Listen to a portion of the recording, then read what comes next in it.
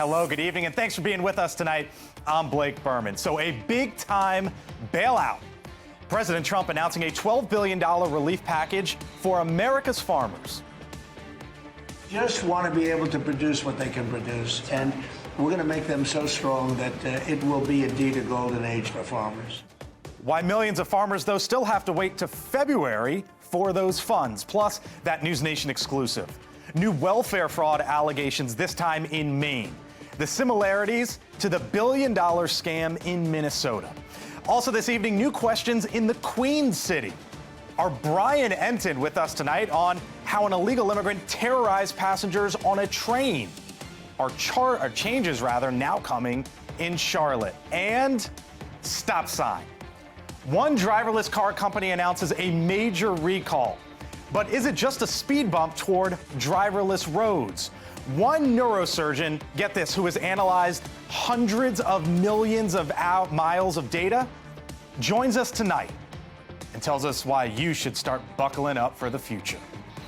But first tonight, it is the $12 billion bailout. The Trump administration describing it as a bridge payment for America's farmers. Whatever you want to call this, relief is soon to be coming for a battered industry that this country relies on. It comes ahead of President Trump's trip to the swing state of Pennsylvania tomorrow, where the president will try to reclaim the issue that won him the election. The Democrats caused the affordability problem, and we're the ones that are fixing it. So it's a very simple statement. They caused it, we're fixing it. In a moment, our Kelly Meyer joins us live from where the president will soon speak. The Texas Ag Commissioner, Sid Miller, on this financial lifeline for many farmers. But first tonight, to our Hannah Brandt live at the White House with what the president and his administration unveiled today. Hannah?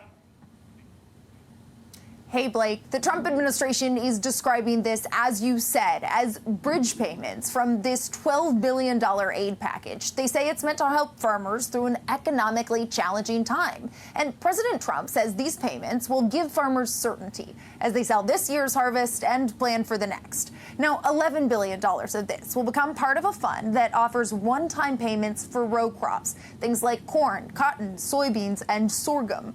The rest will go to farmers who grow specialty crops. Now, farmers recently have struggled under the impact of inflation and President Trump's tariff policies. The ongoing trade war with China has hit farmers especially hard, particularly those who grow soybeans and sorghum, because those are exports that usually go to China, and they've plummeted earlier this year. President Trump, though, actually says this aid is coming from the money that the U.S. is making from tariffs. This is all part of a larger push by the White House to focus more on affordability, even as they continue to blame the Biden administration for high prices. President Trump does argue helping farmers will bring down costs for everyone.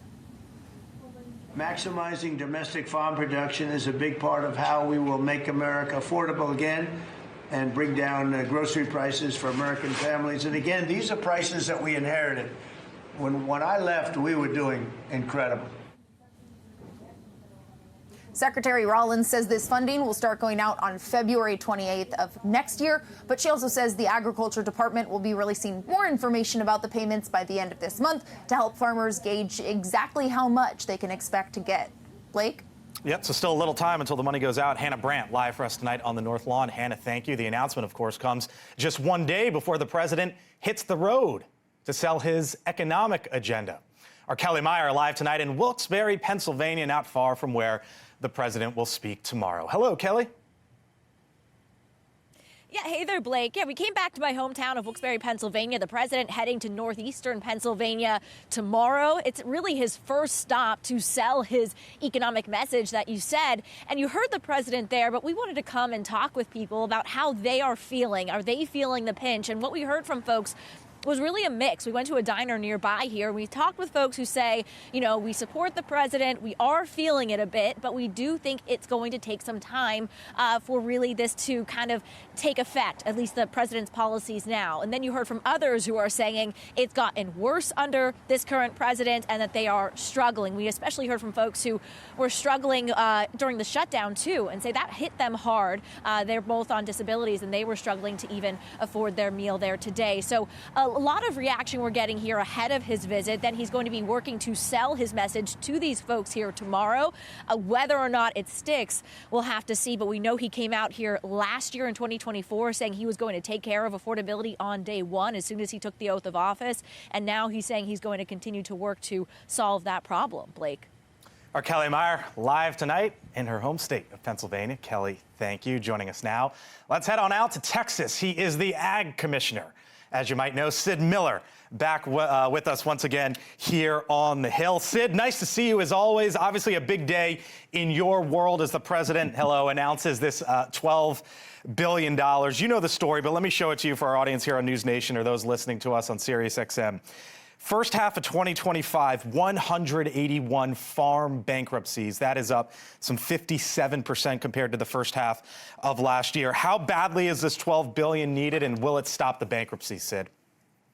Well, this is, first of all, let me explain, this is not a taxpayer bailout. This money is coming from China. This is the money that we've collected on the tariffs from China. So taxpayers aren't paying for this, and this is not a bailout. It's a one-time bridge payment to get those farmers back into profitability. Now, we left, when Trump left, the farmers were in great shape. We were making more money than we ever had. We had a great deal with China. The problem is, the Biden administration didn't follow through, didn't hold their feet to the fire. Matter of fact, this is going to shock you, but the Biden administration did not sign one export contract the whole 4 years they were in office. So we've lost our trading partners. We've lost not only we not gained new markets, we lost our old customers. We now have a $50 billion trade deficit. America's always been the breadbasket of the world. We raise enough for ourselves and feed the rest of the world too, but not under the previous administration. So we're working hard to gain that back. The Trumps have worked. We're selling soybeans again to China. So this is a bridge payment to our farmers. The first $11 billion is going to go out relatively quick. You're a supporter of the president's, and I hear you pointing back to the Biden administration. But, you know, we've heard from farmers, and I'm sure there's a lot of folks out there who might say tonight, just stop the tariffs, and maybe that would help. What would you say to that argument? Well, basically, that's what's happened. There was a tariff agreement, lowered the tariffs. We've already done that. That's why China's agreed to buy our soybeans. Markets are opening up again. The commodity prices are on the rise. So good times are ahead. This is just a bridge payment to get those. Now, keep in mind, this payment would have already went out last fall if it hadn't been for the Schumer shutdown. We couldn't get these payments out because the government shut down because the Democrats were holding the farmers hostage. So if they want to be mad at somebody, they need to be mad at, they would have had this last fall. You mentioned, but we couldn't send it out. Sid, you mentioned the first Trump term.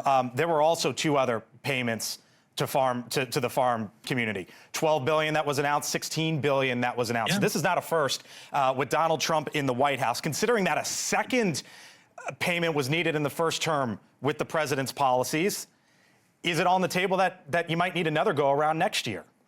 You know, I don't think we'll need a second go around. The deal's been cut. We've got the trade opened up with China. We're opening up new markets, which is really going to help, so we don't have to be so dependent on China. I'd like to get completely away from China and not have to sell them anything. We need new customers. But this is going to bridge us through. It'll keep the farmers in the profit mode, or at least where they can afford to plant next spring. This will get us into the spring planting season. They should be able to go in and buy their inputs and put in another crop, hopefully a bountiful one. You know, Republicans, Sid, traditionally say we don't want the government to pick winners and losers. And here, clearly, the president is making a conscious decision to help out farmers. I'm looking at small businesses. 120,000 small business workers were laid off from their job just last month alone. So I wonder, Sid, on this principle of helping some but maybe not others, where's the line here? Who should get relief and who shouldn't? Well, all these row crop farmers, which is the bulk of our farm production income, are going to get help. 11 of the $12 billion is going there. But we're not forgetting the other guys, too. There's a $1 billion set aside for specialty crops. You know, that's like tree and nut growers, wine producers, grape, carrots, vegetables, what we call specialty crops. They're going to get, never before, they usually don't get included. But this president is very compassionate. He's told me himself that he loves the family farmers. 95% of our farms in America are family farms, and they're going to get help, and we're going to be fine. Prices are going up for the farmer. He's going to be able to finally make a profit. All right. Sid Miller is the ag commissioner out there in Texas, the state with the most farms, 1.88 million farms all across this country. Merry Christmas, everybody. Merry Christmas, Merry Christmas. sir. Buckle up and good luck. Sid Miller, ag commissioner there in Texas. All right, still to come here on the Hill. Fraud allegations rocking Minnesota could span further than we thought. A News Nation investigation on the other side uncovers a similar case unfolding in Maine, with a whistleblower claiming millions possibly stolen from that state's Medicaid program. We'll take you there in just 4 minutes. Plus, another horrific stabbing on a North Carolina train, and the suspect, an illegal immigrant, twice deported. Brian Enton is with us shortly, and driverless cars growing in popularity. But if you are one of the many who say, you know what, no way for me, why one neurosurgeon is telling us Waymo is the way to go.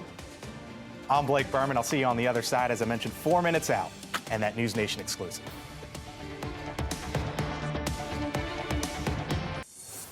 Welcome back. A whistleblower is now accusing a contractor in Maine of defrauding taxpayers out of millions of dollars over the course of 7 years.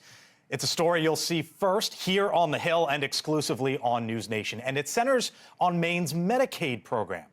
The business at the center of the allegations, founded by a Somali American, drawing comparisons perhaps to the scandal that has rocked the state of Minnesota. Our Rich McHugh joins us live tonight from Lewiston, Maine, with his exclusive reporting. Hello, Rich.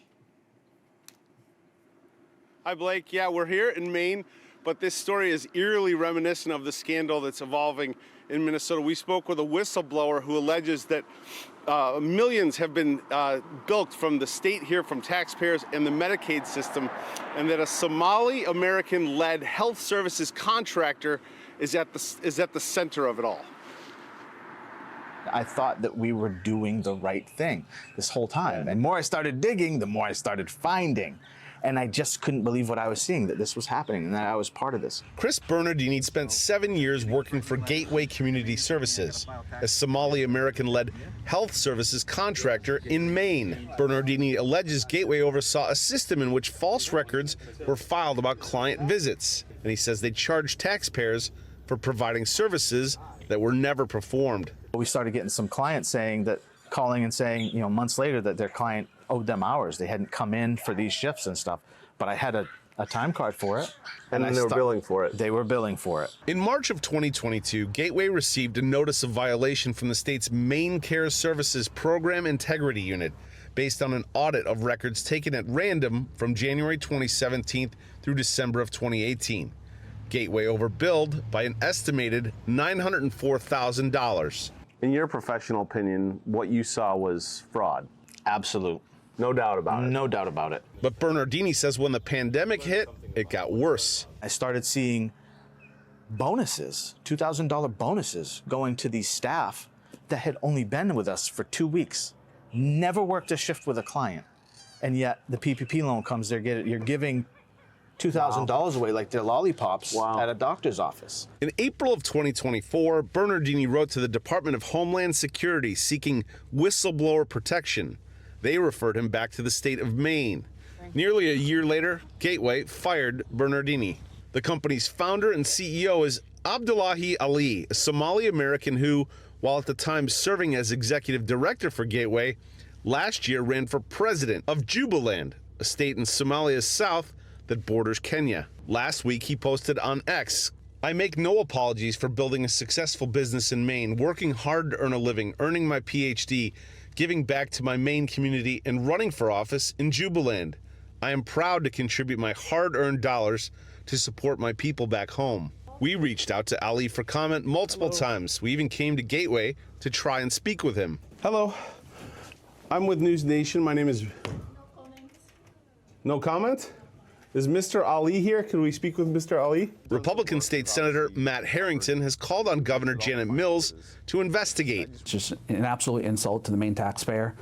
That we know that there's this Medicaid fraud going on by Gateway Community Services. We're seeing nothing from the Mills administration on this, and I think it's appalling. I still can't believe it. I still can't believe I took so much of my time and put so much of my life into this agency that just tossed me aside. It's caused me to reflect a lot and, you know, try to trust my gut more and speak up more when I see something. It's not right. Now, we have reached out repeatedly to Mr. Ali, to Gateway behind me. We've reached out to Governor Janet Mills, the head of Health and Human Services here. We've even reached out to the 3 Democratic Somalian-American state reps here. Nobody would speak with us. Blake? Rich McHugh, live for us tonight, Lewiston, Maine, with that News Nation exclusive. Rich, thank you. Joining us now for reaction from Monticello, inside the great state of Maine. Representative Donnie Ardell with us tonight here on the Hill. Donnie, you've been listening to that, and thanks for being with us. Your reaction to Rich speaking to this whistleblower? Well, I have to agree with Senator Matt Harrington, where the executive branch of Maine government has, you know, apparently dropped the ball. There's apparently no movement on an investigation, even though an investigation seems absolutely appropriate at this time. You're a lawmaker, Donnie. You've got fellow lawmakers who clearly are disturbed by this. Any movement in the state legislature there? I know you're out of session, but what, if anything, are folks like yourself going to potentially do about this? We are out of session, and we do have an oversight committee. I think this oversight would be an appropriate place to begin an investigation. However, I think the way this is funded, where Maine Care is really the administration of federal Medicaid.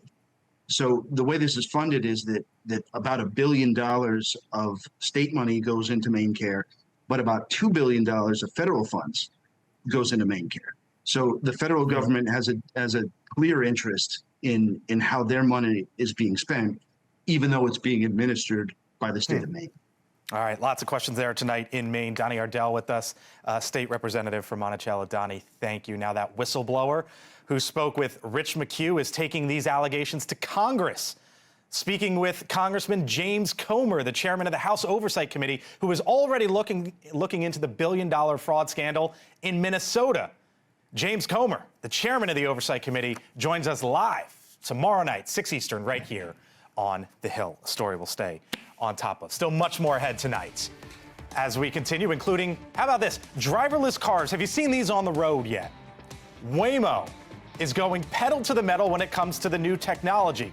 Why our next guest says, even with some scares, these cars are safer than humans behind the wheel, and he says he has the data to prove it. And New York's new mayor setting up a battle in the Big Apple as he tells constituents how to avoid immigration agents.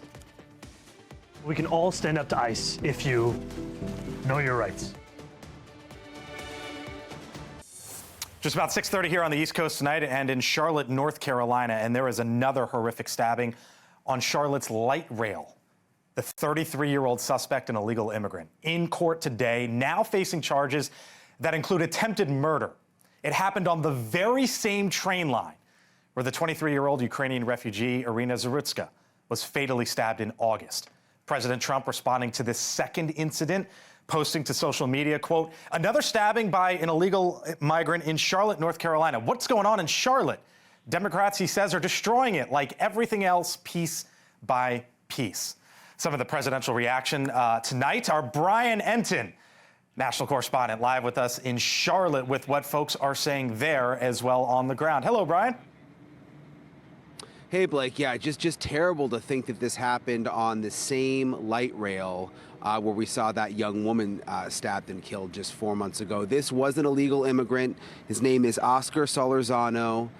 Been in trouble before, long criminal history, no surprise there. I was just going through it. Robbery, aggravated battery with a deadly weapon. He's been deported twice. He was deported under the Trump administration, somehow got back in under Biden, crossed in Texas, was deported again, and then made it back in again and was on the light rail. According to the victim, who has now spoken out, he said that this guy was just fighting and yelling and screaming, and he was trying to tell him to stop and kind of got in his face. And then the guy whipped out a knife and stabbed him in the chest. The victim is in stable but critical condition, actually is having to have tubes in his body. It's a terrible, terrible situation. And you can imagine, Blake, people here in Charlotte are just sort of fed up with the safety situation on the trains here. They went through what happened back in August. Security was stepped up, and now to have this happen yet again. Blake? Brian Enton, live tonight for us in Charlotte, North Carolina. Brian, thank you. Up to New York now. Zohran Mamdani has a little more than 3 weeks until he is officially sworn in as New York City's mayor. But he's already signaling now how he might handle immigration issues once he's officially the mayor. Specifically, telling New Yorkers how to counter immigration and customs enforcement agents. The mayor-elect posting this video yesterday with the message, "We can stand up to ICE if you know your rights." Here's some of it. ICE cannot enter into private spaces like your home, school, or a private area of your workplace without a judicial warrant signed by a judge. That looks like this. Sometimes ICE will show you paperwork that looks like this and tell you that they have the right to arrest you. That is false. And there's more of it. Mamdani directing that message to New York's 3 million immigrants that he said, quote, call the city their home. Well, driverless cars, they're a thing. And maybe you know the name Waymo. Waymo is now issuing a recall that will result in a major software update. And it follows an investigation by NewsNation affiliate KXAN in Austin, Texas.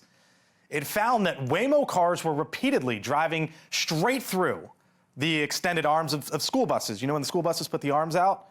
Driving through those flashing signs. You can see it right here as the cars being driven by humans there in the background are patiently waiting as the Waymo cars cruise on by. Here you go. Waymo issued a statement reading in part, quote, while the company is proud of its safety record, holding the highest safety standards means recognizing when our behavior should be better. But are driverless vehicles a formality? A question of when and not if at this point. Dr. Jonathan Slotkin, a neurosurgeon, says he studied a trove of data, and his conclusion is this. The data on self-driving cars is clear. We have to change course, he writes. That was his article in the New York Times. Just the other day, Dr. Slotkin with us tonight here on the Hill. He's a neurosurgeon, chief medical officer of strategy and growth at Geisinger Health System. Doctor, thanks for being with us. So here's what I think is one of the important things to note right off the bat. You went through like 100 million miles worth of data. Is that right? Yes, that's right, okay. Blake. Thanks for having me. Of course. So you went through that. You've been in operating rooms as well in your whole life.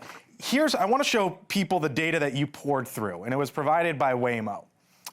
Let's get to it. It led to a reduction, Waymo, of 96% of crashes at intersections, 92% of crashes with pedestrians, 83% of crashes with cyclists, and 73% reduction of lateral crashes. Tell me what stunned you here, given your experience of going through it and your experience as a doctor.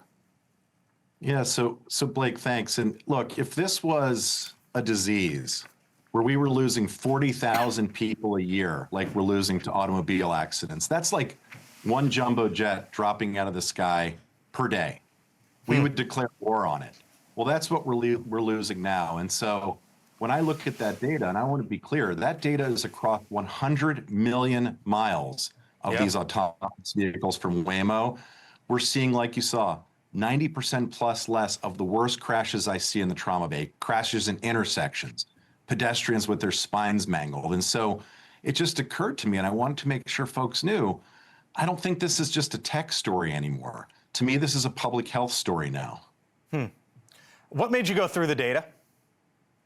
Look, me and the thousands of other medical professionals, nurses, doctors, PAs that deal with this every day, we have Blake, we have blood on our shoes. The blood of our kids. This predominantly affects or largely affects kids also, where we have, this is the #2 cause of death for kids and young adults. Yeah, and car so I crashes. just thought to myself, look, if there's a prevention or a treatment that can make this much less common, we got to pursue this smartly. Driverless vehicles, and by the way, some of them are, these Waymos are on the streets here in Washington, D.C. They're on the streets of other major American cities. I've seen them out west, for example, as well. So they're starting to get before people, but not everyone's seen them, obviously, right? Then there's the news today of this recall after the KXAN investigation, our NewsNation affiliate. What do you make of that, then, and the video that you saw, given you've gone through 100 million miles of data? Yeah, for sure. So first of all, look, when we say recall, this is not like, of course, like a carburetor needs to be changed. This is software updates, which are going to happen continuously with these vehicles.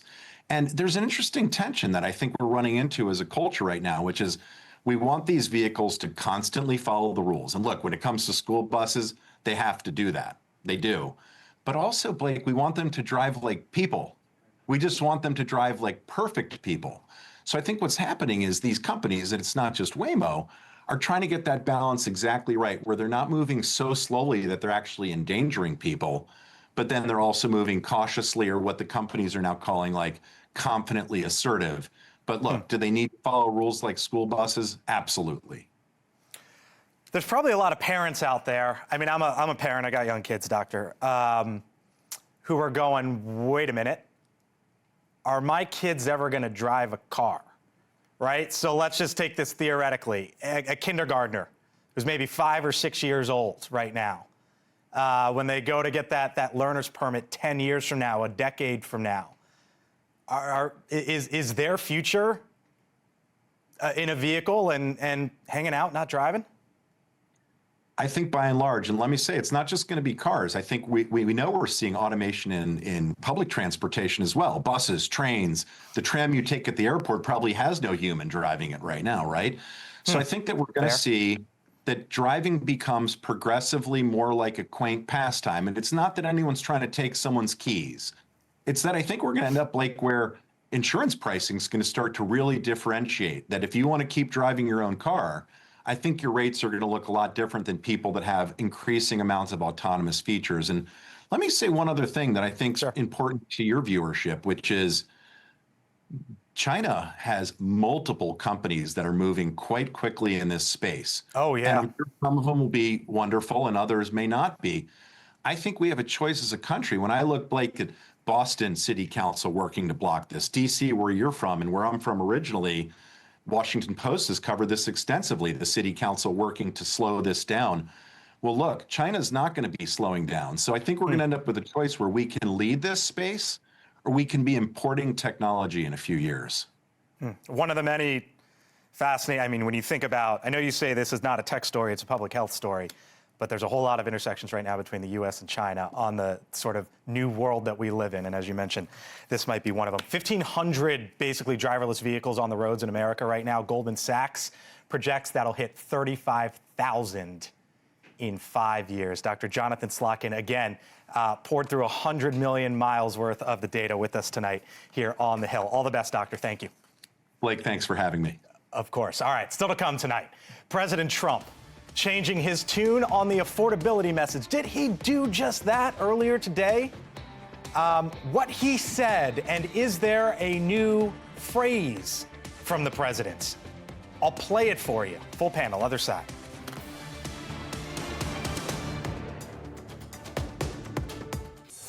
You know, this whole thing is, they use the word affordability. It's a Democrat hoax. They're the ones that drove the prices up.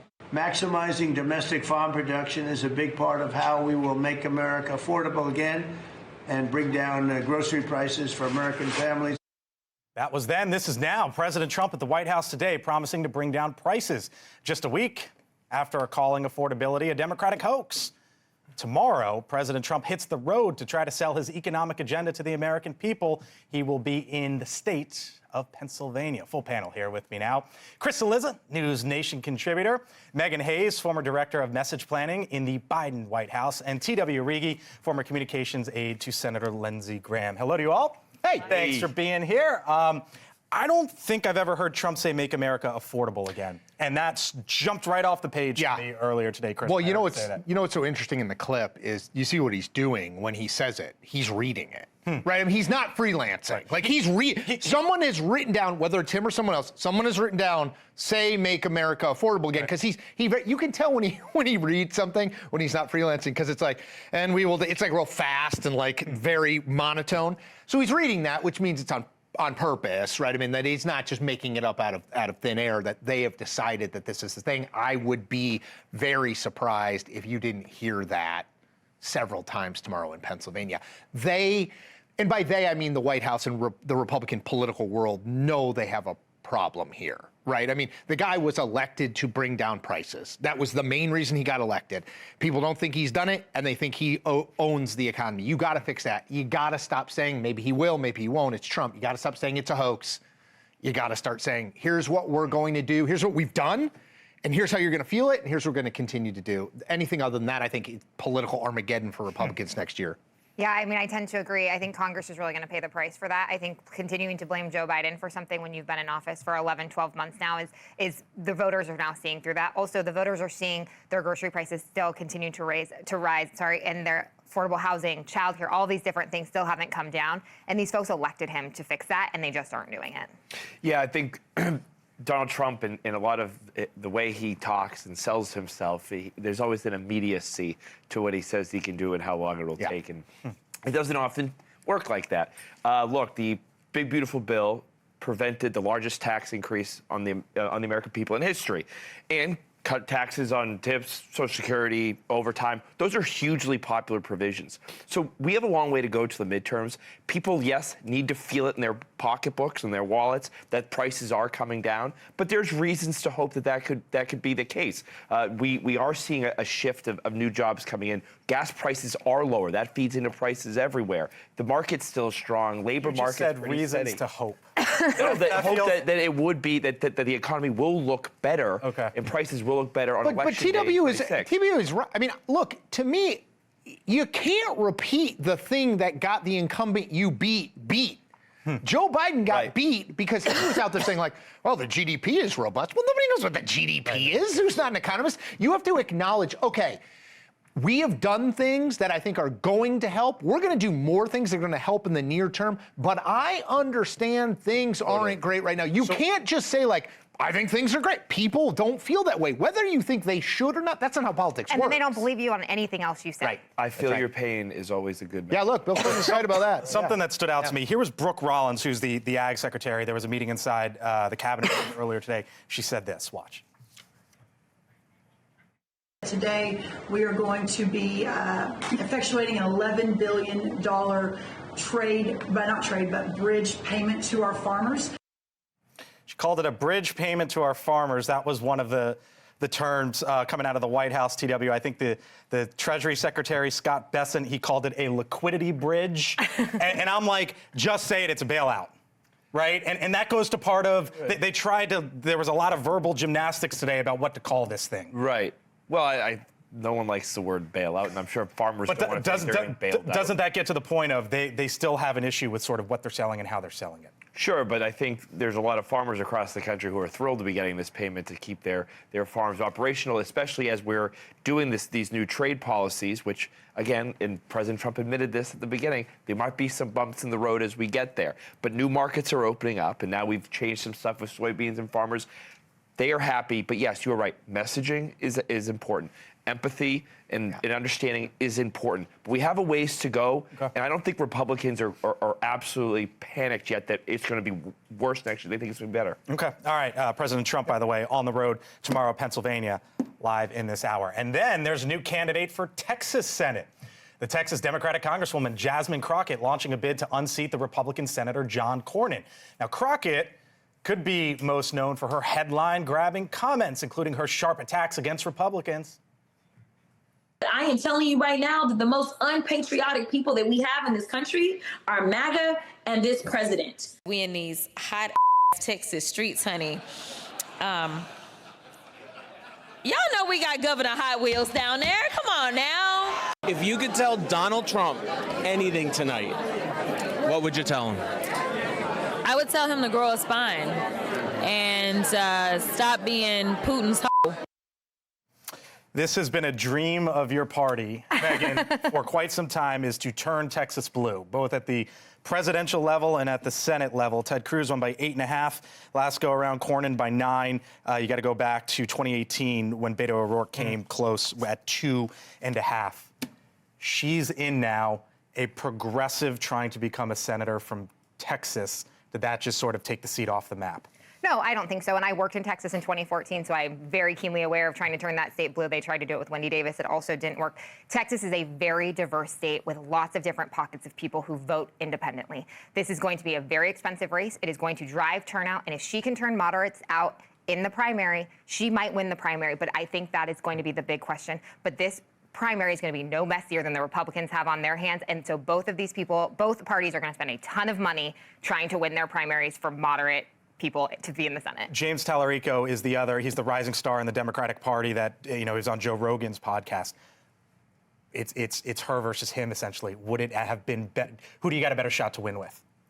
That I don't know because I don't live in Texas, but I do think it's going to be very challenging for her to turn out moderates, and she needs moderates to win the state. I don't live in Texas either, though I know all of my wife's family does, and they ain't voting for Jasmine Crockett. I mean, look, the theory of the case, right, is Ken Paxton, ultra MAGA, state attorney general, been impeached by the Republican House. He was acquitted by the Republican-controlled Senate. Does that ring a bell? Anyway, his wife very publicly announces their divorce. There's a lot of baggage with Paxton, though he's probably ahead in this. As Megan points out, very messy primary. The problem is Cornyn and Wesley Hunt. The problem is, in order to win in Texas as a Democrat, you can't just win liberal Democrats. All those clips you pay, who's she talking to? It's like Gavin Newsom's podcast, some common cause.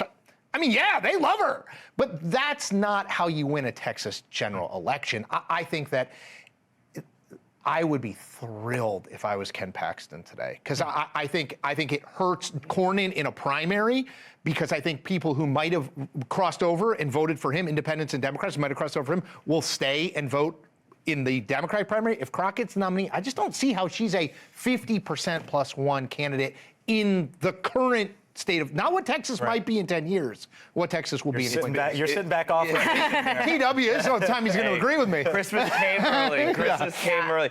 You have a hard time seeing how she could be a 50+1 candidate because she spent zero time ever trying to appease to 50+1. She appeals to a very select part of the base. She's completely changed so much about her. I don't know if you see clips of her from years ago. She's totally changed her whole MO in way about things with this vulgarity and this sort of inflammatory rhetoric, I would say. So the Republicans have been praying and hoping that she gets in this race because she's going to draw such a sharp divide. And I said this before here, that this reminds me a lot of the Republican side in 2010. Right. Totally. Sharon Angle, Christine O'Donnell. Yeah. I'm going to give you the last word here, but I want to play real quick part of her announcement video earlier today. Watch.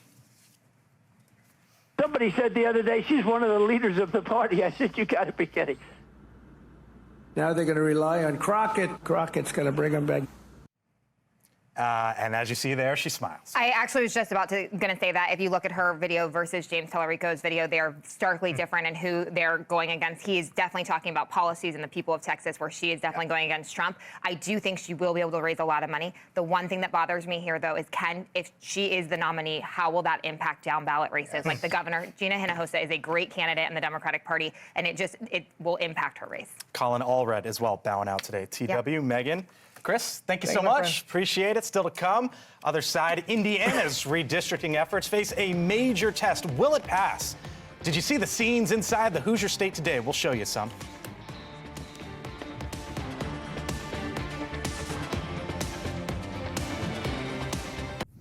All right, if you're just getting home, trying to catch up on today's top stories, here's some Hill headlines. In the news today, redistricting in Indiana faces the ultimate test in the state Senate there. This is a big one.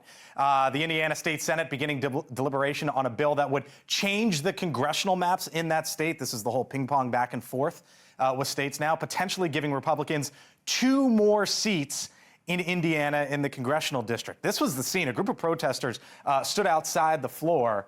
You can see it there, pushing back against the move. The bill is up for a final vote later in the week. Turning Point USA, by the way, has thrown its support behind the bill. They say they will help primary any Republican who votes against it. Also, the Supreme Court ready to okay Trump's firing of the FTC commissioner and major shift for independent agencies. Justices hearing arguments over whether the president can fire independent government officials without cause. They appeared ready to allow it, which would be a major expansion of presidential power. And how about this?